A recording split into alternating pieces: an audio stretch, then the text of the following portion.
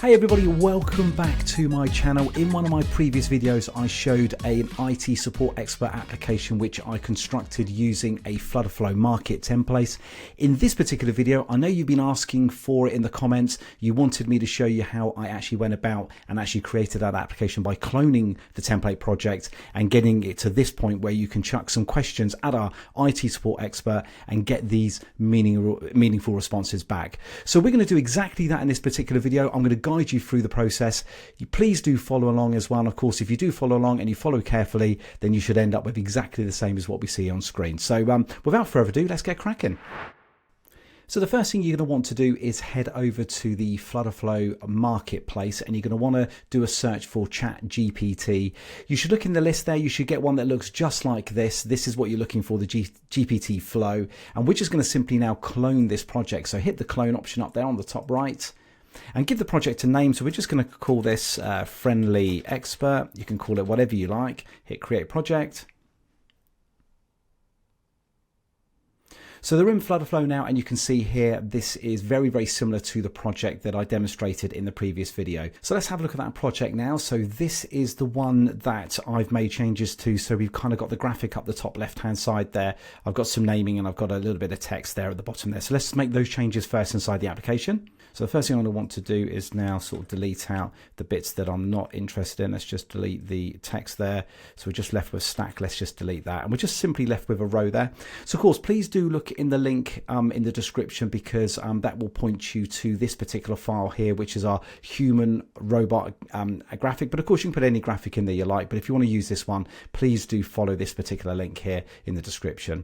So I've already downloaded that image. So I'm going to pop that straight into our application. So the first thing I'm going to do is go to the widget tree. Let's just have a look here. Let's just collapse out some of the areas that we're not interested in. So you can see this is the row that we got selected. So I'm just going to hit the little plus here.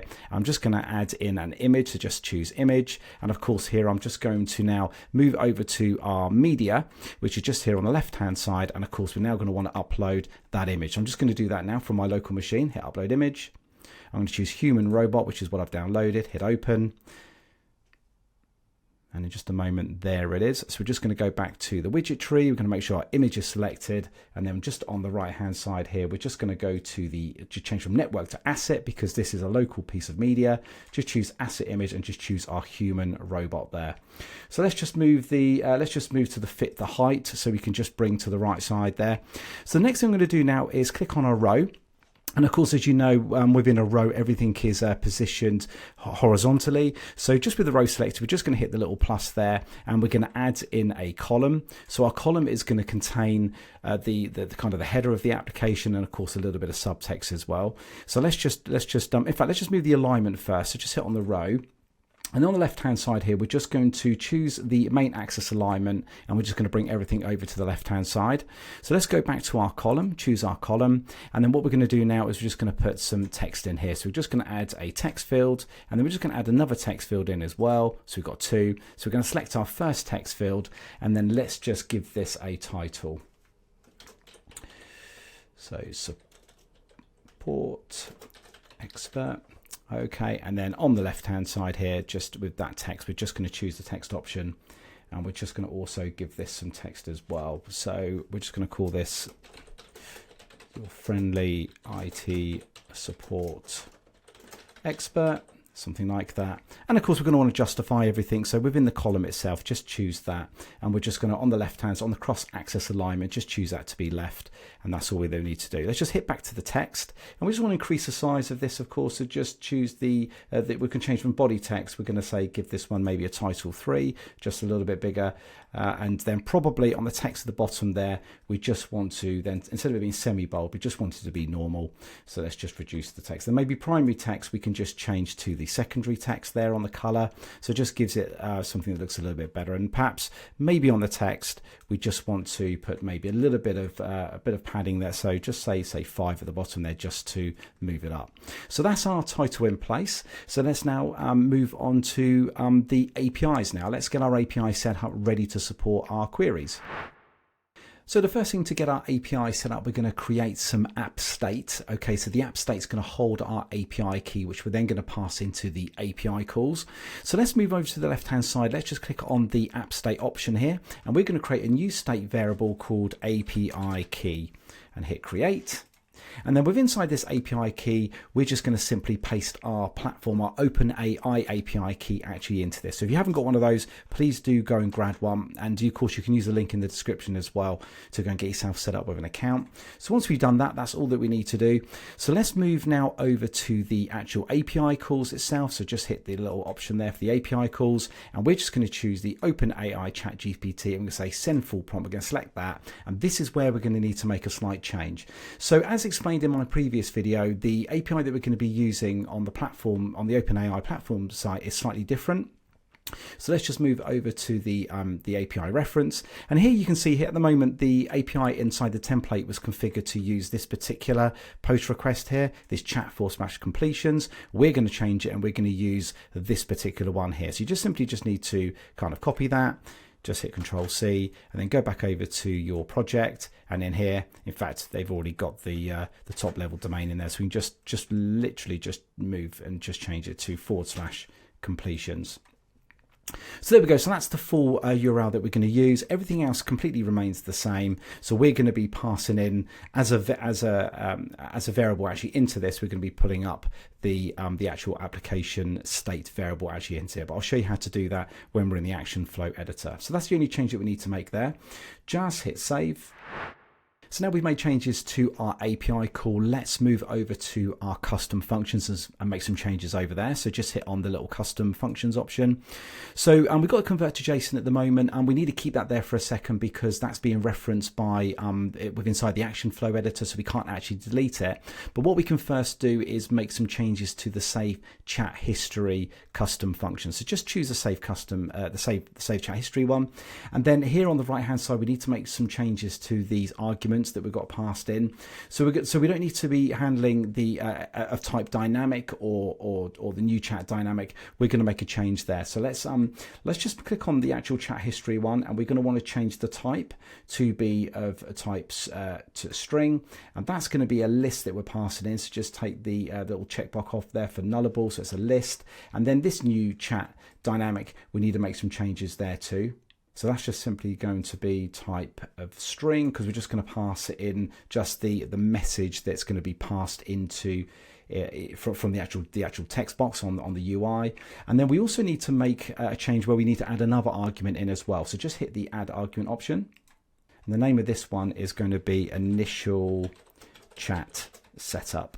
Okay, so this is going to be the script that we're going to pass into our chatbot. This is the very, very first piece of script that we need to pass in. Okay, so that's just going to be simply a string, and that doesn't, and that can just be kept as it is. We don't need to make any changes there. In fact, we can take nullable off because it's always going to be passed in, so we don't need to worry about that.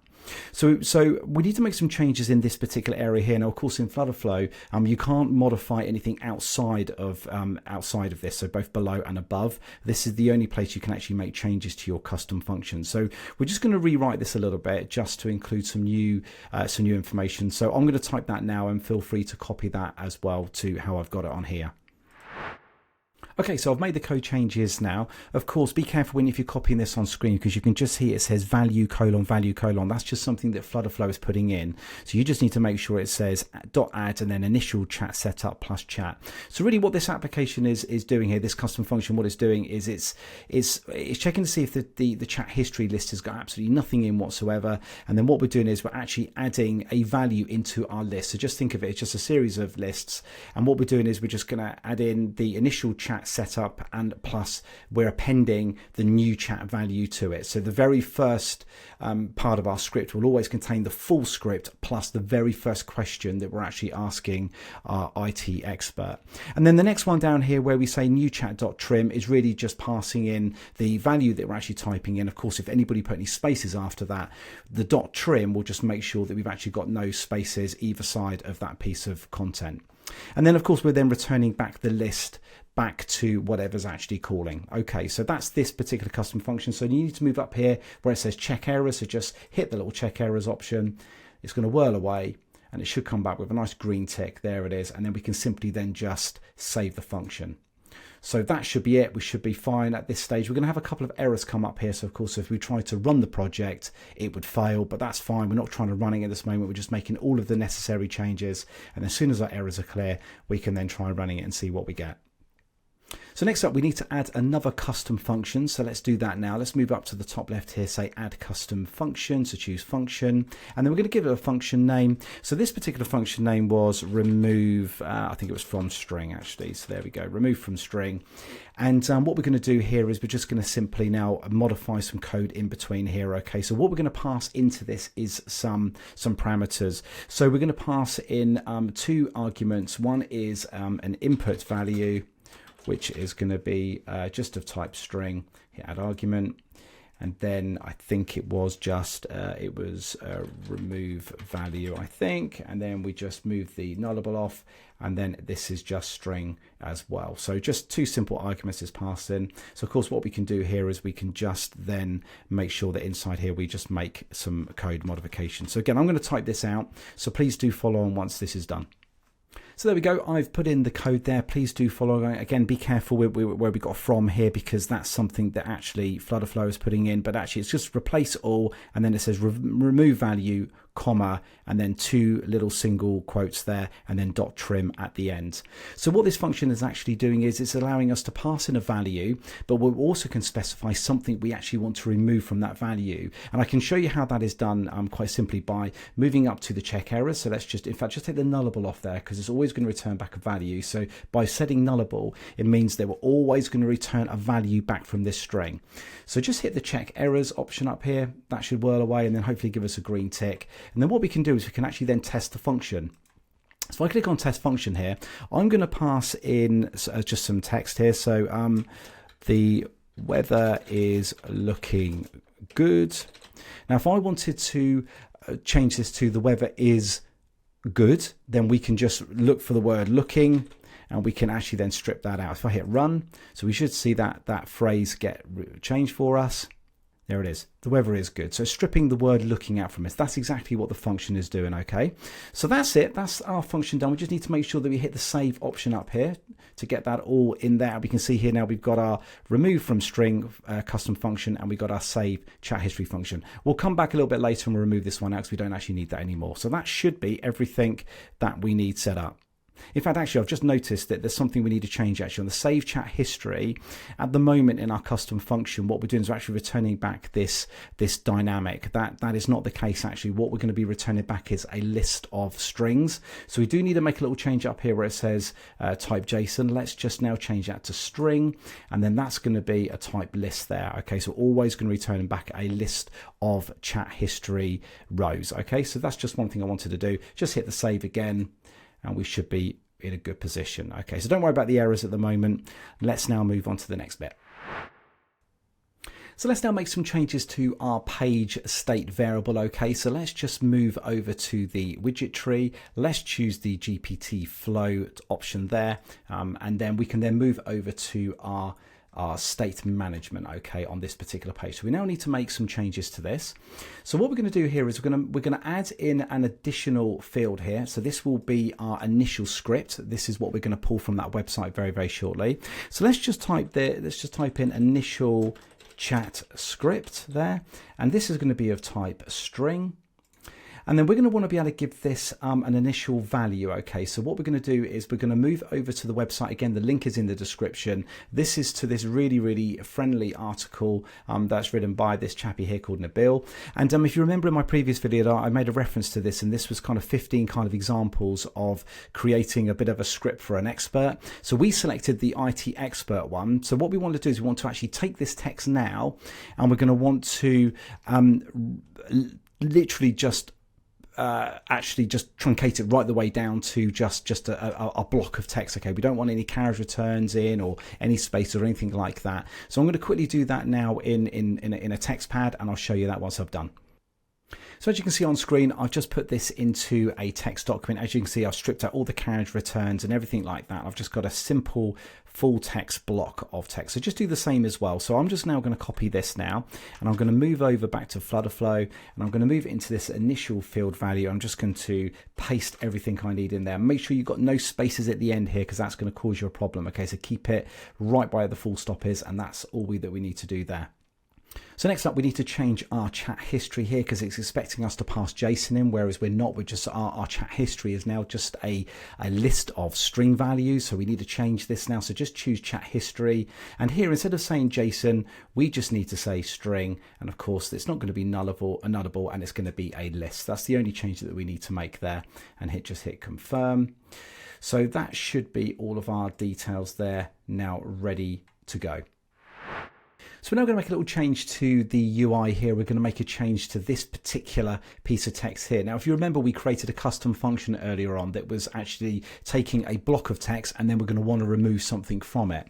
So what we need to do is we need to be removing our chat script from the actual very first message that we actually put into the UI. So if you remember, when we first run the application, we're going to ask our chatbot a question, but what we're actually doing with our API request is we're actually passing not only the script in, but the very first question that the user's actually asking. Now, what we don't want our users to see is that big script that goes in first. So that's what that custom function is doing. It's actually checking the big block of text. It's saying, have I got the script in? If I have, then remove it out and just leave the question that I'm actually asking. So that's what we're going to do here. We're just going to change this piece here, and we're going to pass in the content as well as the chat script actually into the very first one. So just move up here. Press a little pen there. We're going to make a change. So instead of just passing the chat item in there or the content in, we're just going to make a change. We're just going to now call our custom function, and we're going to say remove from string. We're going to put our first value in as the content. So we're just going to pass in our chat item itself. Just hit confirm. That's all that we need to do.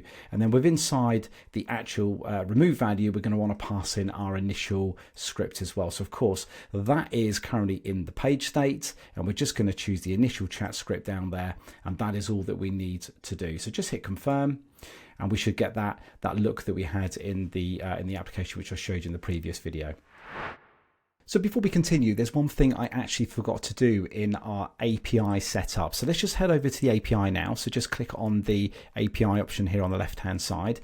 We need to move over to the open chat, send full prompt here, and it's actually within inside the variables themselves. So actually I've got this prompt down as a JSON type. We need to make a change. Actually, that is not a JSON type. It's actually a string, okay? And it's also going to be a list of strings as well, okay? So it's going to be a series of prompts we're going to pass back in. If we didn't set that here, if we went into the action flow editor, which we're going to do next, we would have found that we couldn't actually then set the value of inside our API call.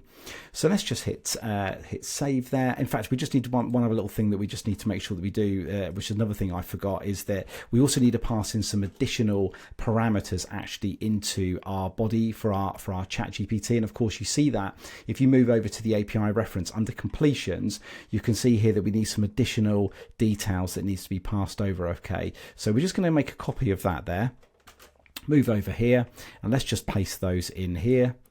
There it is. Don't worry too much about the formatting, it will sort that out. Let's just make the tokens to be 260 so we get fuller responses coming back from the API. If you have that too low, you're going to find that the application won't behave in the way that you would want, because you'll find that it would chunk up the responses that would come back from the open AI platform.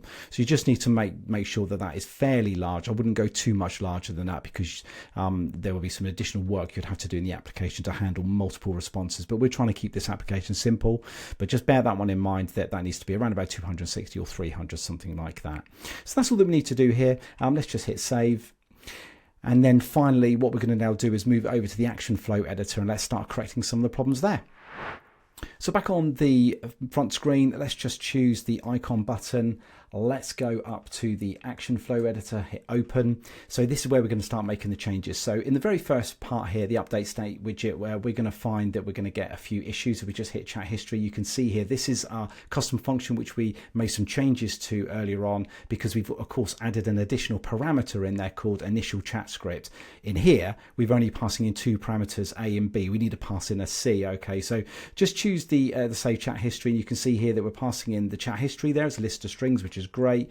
We need to make a change here because in the new chat, whereas we want to remove this convert to JSON custom function, which is what we're going to delete in a minute. So we don't actually need that anymore. So let's just choose that. Let's just remove it out here, and in fact let's just remove it completely. And then here, let's choose the new value. So of course our new chat is going to be from our widget state. So this is the text box. That's actually the text field is actually on the front screen. So just choose that because we're going to want to pass the text in. So that's the new chat, and then the initial chat setup of course will be what we set up in the page state. So just choose page state and choose the initial chat script.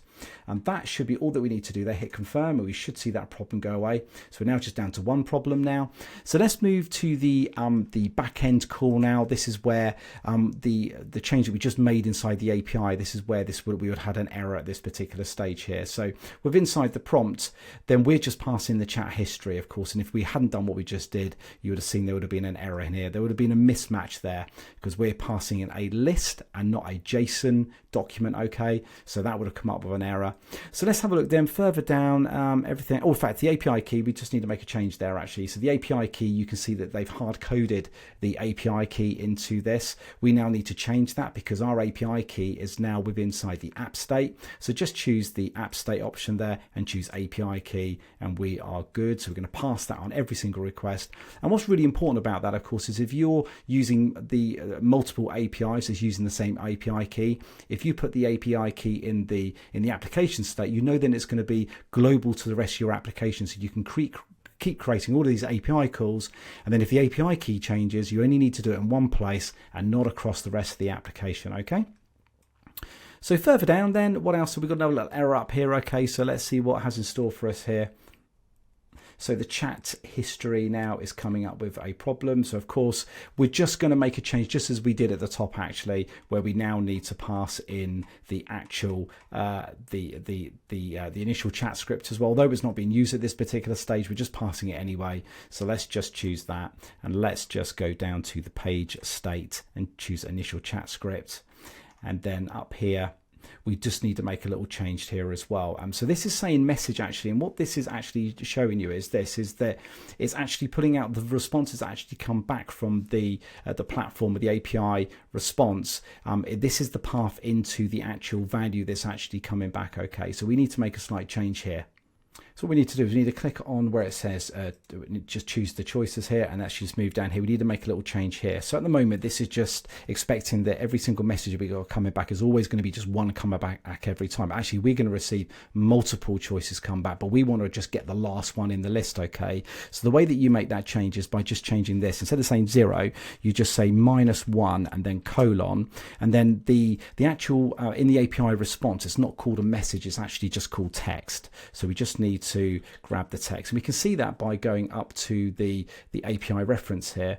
And if this shows us a choice here, it's giving you some samples here. So you've got the choices come back, and here it is. This is the text that we got coming back. Now with inside the actual completions API, you can see that it's actually choices message. Okay, so we just made that change to suit the API response that we got coming back. So there we go. So choices -1 text, that should be all that we need to do. Just hit confirm, and I think everything else is absolutely fine for us at this stage. So just hit confirm, and you can see here that our little tick is now gone in a more green state, which is exactly what we want. So just hit close. That should be all the changes that we need to make at this stage. And we've got a couple of little further project issues at the top here that we just probably need to address. So let's just click on that. Let's see what it's talking about here. There is some values that we need to change. So let's just choose the first one, copy to clipboard action. Where is this saying? Okay, it's talking about content here. So what is this saying? In fact, it's not saying a lot actually. So just hit confirm, and I think that's actually just going to go away. Yes, it has. So it just needed me to click on it and then actually acknowledge it. So just do that as well. So we've got a little tick there now. Let's go back here. Let's have a look and see what the next one that we got. Property override. What's all this one about? So string property not set in text. I've got a feeling this might be something very similar to what we've just seen here. If I just hit confirm, is that going to go away? Yeah, it's gone away as well, so that's good. So what's our final one that we got left? Custom function needs to be checked for. Okay, this is a great one. Okay, so let's just move over the custom functions. This is really quite straightforward, and we can do a little clean up here as well. So let's now delete this convert to JSON. Let's get rid of that. So we don't need that one anymore. And now we are looking good. So we're just now going to check errors here. Let's just get it to do its business. Excellent, so that's now gone. So we are looking in good shape now. So it looks like all of our errors are now gone in our project. So I think we could be in a position to spin this up, and let's give it a whirl. So let's go into test mode and try it out. So I just fired this up in test mode and we have a problem. Okay, so I've just passed in a simple piece of text to it, hit the send, and nothing kind of happened. It kind of just sat there and went a bit wrong. Okay, so I've just noticed actually that I pressed F12. I'm in Google Chrome. I just pressed F12, went to the developer tools. I went on to the fetch XHR option there. Carried out the search again, and you can see here that actually I've got an error coming back. Okay, so it appears that we're seeing some kind of 400 bad requests, and I've just spotted that actually the model that I'm using is actually incorrect. Of course, we're not using the GPT 3.5 turbo model anyway, we're using the DaVinci one. So the way you spot that is if I just go back to the API reference here, you can see this is what I've just not included, this piece of text here.